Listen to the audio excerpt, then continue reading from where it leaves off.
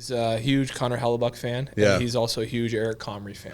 So those are his two favorite That's his go-to players. people? Yeah, he loves the goalies. He thinks they're cool with their gear and stuff. It's a lot of fun. He's catching on. He's getting all the logos. I bring him like the warm-up pucks, and he puts them in his room. He separates the winning games and the lost games. So he always like, Dad, did you win this game? I go, yeah, we won. And he puts it where the wins are and all that stuff. It's pretty funny.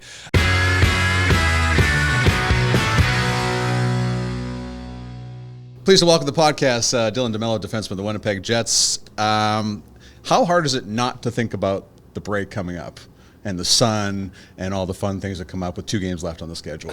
Well, I mean, it's in your mind a little bit, but it helps when we're playing so well here, and you want to keep things going. Usually when things are going well, you just want them to continue to go well, so you just want to kind of keep that groove going. I think we're at the end of the day, we're all professionals. We understand, we have a job to do here, so these are big points for us no matter what. Obviously leading into the break, everybody sees it kind of in the rearview mirror or I guess ahead. But we have a job to do, and we got two crucial games here before we're off for a bit. I know you guys say it a lot, and you say you're only focused on one game, but how hard is it just to focus on the next game with everything that's going on around you in terms of how well you played the last game, and then you're thinking about this game? How hard is it just to focus on one game? To be honest, I don't find it that hard. I think maybe it's just from being around the league and seeing the ebbs and flows of a season, good or bad. You have to, regardless of the game, maybe there's things you want to review and just kind of take that into the next game. But at the end of the day, we have to clean the slate, good or bad, and move on to the next game and be ready for our opponent. There's no easy games in this league, no matter who you're playing. And just because the game went good or bad last game doesn't mean it's going to go good or bad the next game. So you have to be able to have a clean slate and attack it fresh and, really kind of just go from a game-to-game basis. So for myself, I don't find it's too hard to do. Good or bad, you watch the game from the last game, take what you want out of it, and try to apply it to the next game and to your next opponent. At what point, how long did it take in your NHL career to be able to park the last game? I would say probably a few seasons at least. I don't know, when you're a young guy and you're breaking into the league, you're kind of living and dying on every mistake, and you're trying not to mess up and not trying to lose maybe your only shot at playing in the NHL. So I would say probably my last year in San Jose, my third year there, I really kind of just took a carefree approach and not a reckless approach, but just more like, if you make a mistake, you just try to do the best you can and do it, playing hard and playing, the right way. And sometimes things happen, and, it's a game of mistakes at the end of the day. So, you just have to kind of trust your abilities and trust your instincts and live with the result. And there's always things that you can improve. You can manipulate every shift the way you want it to. If you want to look for something bad, you'll find something bad. And that's kind of just like life in general. So I try to be an optimistic, positive guy. And, I really try to learn from each mistake and try to, be better for it. On the note of optimism, you were blessed in your first, and I'm speaking from my perspective of your first few years in the NHL to play in San Jose because of the leadership group there. What was it like to be with Joe Thornton, Joe Pavelski, Patrick Marleau, just such staples of the game? Yeah, I think, I didn't realize it probably as much in that moment. But later on in the career and just kind of all those lessons that I've learned from those guys, it was such a blessing. And I did have, some tough times in regards to being out of the lineup for long stretches, being healthy scratch, some very unfortunate injuries. But, to be around those guys, to go on, good playoff runs, see what those guys did on a day in, day out basis and how to be a professional on and off the ice, how they carry themselves, just everything about what they did. It was a real pleasure, and I think I took a lot of that from my experience here in San Jose, and I've tried to apply it to my career in all my stops, Ottawa and here. So it was amazing. It was fun to get to know those guys. The biggest thing that I noticed was just their love for the game. Yeah. And that was it. And I mean, you don't play that long without having any type of passion or love for the game. And Burnsy, we're playing him tonight. He's been playing forever, and the guy is the exact same way as I'm sure player as he is now as he was in San Jose and probably when he first came into the league. And, those guys, they just were so fun to be around. They made every moment fun, but they obviously knew when, it was time to be serious and kind of buckle things up. But, yeah, it was an amazing experience. And just as a young guy breaking in, I was very fortunate. Like, how important is it for the room to be light the way that they kept it because of how long and how grind of a season it is in the National Hockey League? That's a big thing. Vibes are a big thing. Mm-hmm. You can get into the grind and, if you kind of ride that roller coaster, the highs and lows, it can be exhausting. The highs can be just as exhausting as the lows sometimes. So it's about staying even keel and, coming to the rink every day with a plan and trying to get better and just enjoying the process, enjoying the guys in the room and laughing and joking. And, it can go, if your vibes are kind of off, and it can make some real long stretches where things are pretty miserable. So, there's times where you got to be serious, and there's times where you can, have fun and be lighthearted. So it's kind of just about managing that and staying even keel throughout the season and not getting too high and not getting too low. Pete DeBoer and Paul Maurice are really good friends. Are they similar in coaching styles as well? Yes, I would say they're pretty similar. Definitely very structured, detail-oriented coaches. Yeah. Two very good people off the ice as well. So, it's kind of funny. Two best friends, and I get to play with both of them, right? So, do you see, like, when you saw them to get, like, you had Pete early and then you had Paul in the middle part of your career, like, do you just see the similarities a lot of ways? And, no, for sure. They're cut from the same cloth, and even some of their mannerisms and things, and both are really good speakers too. And in regards to how they handle the media or how they handle us, and just knew how to had really good pulse on the team. That was the biggest thing too. Is obviously they were great coaches systematically and things like that, but they just had a really good feel for the game and in-game adjustments and just a feel for the game, knowing what to say to guys, knowing kind of when to stay on guys and when to back off. So that was I'm sure they came up to obviously the same time, and it's just same feel for the game. Rick Bowness comes here, and we'll get to Scar O'Neill in a second, but just how instrumental was he? There's a lot of conversation about how he got Josh Morrissey to realize, push things to another level, but what about for yourself? Yeah, I would say throughout the whole lineup, to be honest. I think, one, there was a bit of, identity change with our group in regards to playing, more structurally, defensively, and us realizing that we weren't giving up offense because of it. We were actually generating more offense. But he was a guy too, Bones, that he would, again, a guy that's been around and understands the grind. And, we talk about vibes and having that good feeling. Like, there was times where he would, give it to us, and rightfully so. But there was a lot of times where, he'd be the guy to, maybe get on you a little bit, but he'd be the first guy to wrap his arm around you and, tell you that how great you are of a player and kind of rally you in moments. So I know with Josh and he was the type of guy to put his arm around us and say, hey, you guys can be a top pair in this league. Like, there's no reason why you can't. And to have that confidence and that kind of that motivation from the coach to see something that maybe sometimes you don't see in yourself, it means a lot. So he was instrumental for myself, kind of just taking that next step in my overall game. So, even though he was here for only a few years, I felt like he did make a huge impact, not just on me, our team, but our whole organization. How do players take how coaches deal with the media and use it themselves? I would say yes and no. Right. I'm sure, maybe, not probably a ton of guys, maybe you see the press conferences or the media and all that stuff what the coaches do, but usually the message that we're getting is what he's giving to you guys. So, kind of the message we have in meetings, and then guys go out to do their media with you guys in the other group.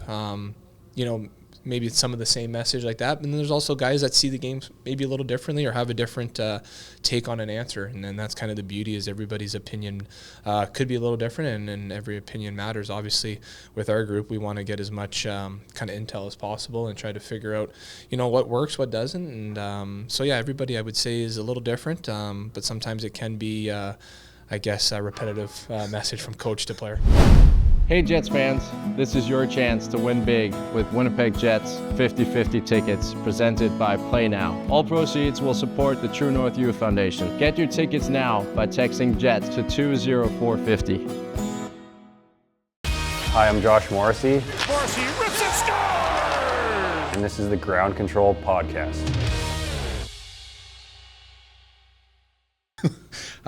How different does the game become when you A, get married, and then of course B, start to have kids?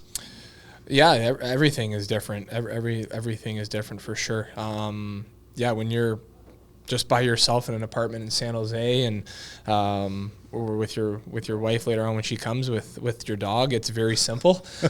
You just go to the rink, you come back and do those things, and then you have one kid, and that changes everything from sleep to time management to your preparation. You have to just be a little more diligent and kind of plan things. And then when you have two, you can throw out everything you've done in the past out the window and try to figure it out again. And but that's the beauty of life and trying to figure it out. But I would say that there was definitely a huge adjustment for myself and my family. Just the first part of the year is just trying to balance how to be a player, how to be a father to two boys, and how to be a husband. It really was a challenge to start trying to figure out how everything was going to work. And for all the parents that don't have sleepers as kids, I was one of those with both kids. They didn't sleep. Like my first didn't sleep for the first 8 months, probably 8-9 months. My second, good 5-6 months, terrible sleeper. So not only do you... Sorry for laughing. No, it's just the way it rolls. Everybody will get their turn. If it's not at the beginning, it's later on in life. And then you see your spouse kind of going through the grind and having to, essentially be a lot of the time a single parent, and that wears on you too as a partner going through this. So, we like to think we've got a bit more of a handle on it now, but, from him being born in July to trying to get us all out here in one piece, in September, and figuring all the logistics of that, it was definitely a learning experience and some things that, who knows if we'll have another one. We'll see. We were just talking about that. We'll see. Expansion is not in the process down the road here. Not in the near future, that's for sure. But, maybe, I like to think, everything was, happened for a reason, and it was a good learning experience to kind of go through that. And, definitely I see things in a different light now, having two and just trying to manage everything. So I'd like to think we've got a hold on it now. So as teammates in the dressing room start to have their first kid, do you look at them and go, what are you doing? Not necessarily. Yeah. I'm obviously very happy for everybody. I don't mean as like having a kid is a bad idea. I mean, like, yeah. They're excited, they're terrified. That's what I'm trying to, from a veteran perspective. Yeah, I just tell them whatever you read, don't even bother. Like, it's just like there's no handbook. Like, there's no magical. What to expect when you're expecting? Throw that right out the window. Obviously, know what you're doing. The basics. Make sure are you taking your vitamins? Yeah, everybody's fed and everybody's alive. That's the most important thing. But, you can throw everything out the window, like what to do. Like every kid's different. Even our kids, from one kid to another, is different. Outside of the sleep was terrible for both. But in regards to just kind of what they needed, it's different. And, there's a couple of guys on our team that I can't wait to see when they have kids and see them handle that. Kyle Connor could be on that list. I'm not going to name any names. No, Fair. I'm looking at Casey's going to be an amazing father. He really is. He comes from a family with a lot of siblings too. So I think it's in his blood to have kids, and I'm not going to speak for him, but I think he'll be just fine. But there's some other guys I definitely want to. Are you going to name names on that nope, department? Definitely not going to name any names. We'll just let it materialize and go from there. You just want to go wait and see kind of thing, and exactly. Just look back and exactly. How enjoyable is it to take your son out after practice? I saw you do that the other day. How great is that? Yeah, it was the best. That was something too. In my time in San Jose, obviously it was an older team. A lot of guys had kids, and they got to bring them in the room all the time and just cause a ruckus, and then have them on the ice after too. So I always thought that'd be something cool to do with my kids, and lucky enough to be able to do that with mine. And he loves hockey, obsessed. We play a ton of mini sticks. I get him on the outdoor rink. He's learning how to skate now, obviously. So to share those experiences, he comes in with the guys, and the guys play with them, and they just have a great time together, and that's all he talks about. He just comes to the game. He won't even care much about the game. He just wants to come in the room after and hang out. So that part of it's a lot of fun. Is it true that your son's favorite player is not you? Would it be somebody else in the dressing room? And if so, who would that be? Yeah, he's a huge Connor Hellebuck fan. Yeah. And he's also a huge Eric Comrie fan.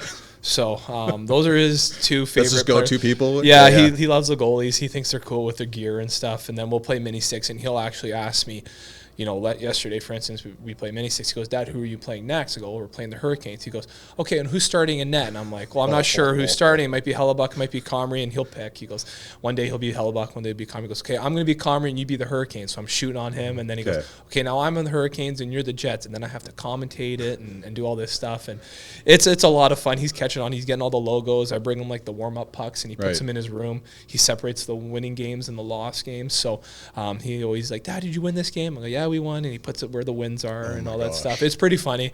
And I was just like that too when I was younger. I wake up in the morning, I didn't even watch cartoons. I'd watch Sports Center and, all the logos, NFL, NHL, I knew it all. So he's just kind of, I guess it's genetics or something in the blood. So he's totally obsessed. Do your parents look at him and then look at you and go, is he exactly the same? Yeah, they're like, he's a blonde-haired, blue-eyed you. Like, yeah, he's the exact same kid. How rewarding is that? That's really good. Yeah, I don't know where he got that from. I'm not blonde. My wife was blonde to start, and then her hair darkened up. So we think his will darken up, but the blue eyes, very lucky with those. What about when you come back from the trip? How much are the kids waiting for you? I know your youngest is pretty little, but they're pumped. Like my oldest Caleb, he's jacked up when I come home, and I usually, we get home late and he's sleeping, but I'll come in there and I'll give him a little kiss. And sometimes he wakes up and gives me a big hug and he goes, Dad, can you lay down with me? I was like, yeah, I'll lay down with you. And I end up falling asleep with him. Next thing I know, it's like, oh, what time is it? So, I can't tell you how many times I've fallen asleep like before my kid. Oh my God. It's amazing. Put him down to sleep sometimes. I'm in like 7:30. I'm asleep. I wake. First page. My wife comes in. She's like, "What are you doing?" I'm like, "I don't know. I don't want to be here." What happened? I'm not sleeping. What time is it? Totally happens all the time. But for some reason, his bed's a lot comfier than ours. I don't know what it is. What's the book of choice? You know what? He likes the Robert Munch books. Okay. We haven't been reading too many books recently. He's just been so gassed and he goes right to bed. That's awesome. Or I beat him there and I fall asleep before him. But it's usually Robert Munch or some type of hockey book he's kind of into right now.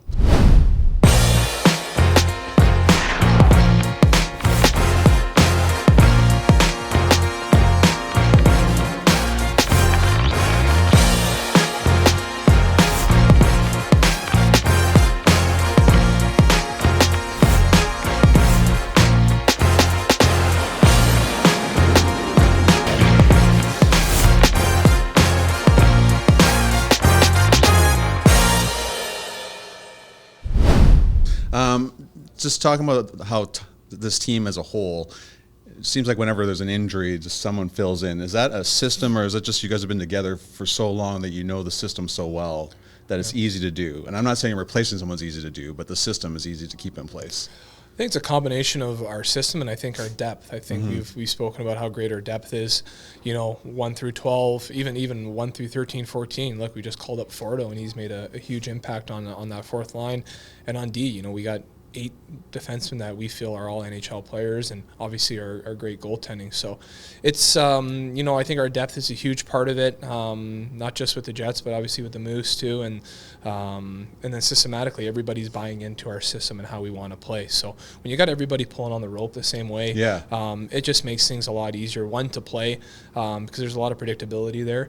And also we believe in our system. We trust that it works. And clearly it's been doing a good job for us so far this year. I asked Samberg about this, but where's the worst place you've been hit blocking a shot? The spot right above like your ankle and your shin pad, like kind of like where that little spot above your skate is an absolute doozy. You got no protection there, and you don't want to put any protection there because you need that ankle mobility. So there's no thought process ever to put protection there? No, there's just not. I have tried it, and it's just you can't even like move out there really well. So that's probably a part, and then kind of the inside of the knee where your whole leg just goes numb. I've had a few of those this year where it's just like you're just immobile, like you can't do anything until it seizes down essentially. So yeah, those are 2 spots that are like hopefully don't get hit there. You're just like, don't hit me there. I got all this gear on. Why does it got to go right in those spots, Yeah, of all the places. All the places, yeah. I asked the guys a little while about this, the leadership group, because there was a luncheon here the other day, and I go, we always talk about how great Connor Hellebuck is. What is he not good at? What's something that he's not good at?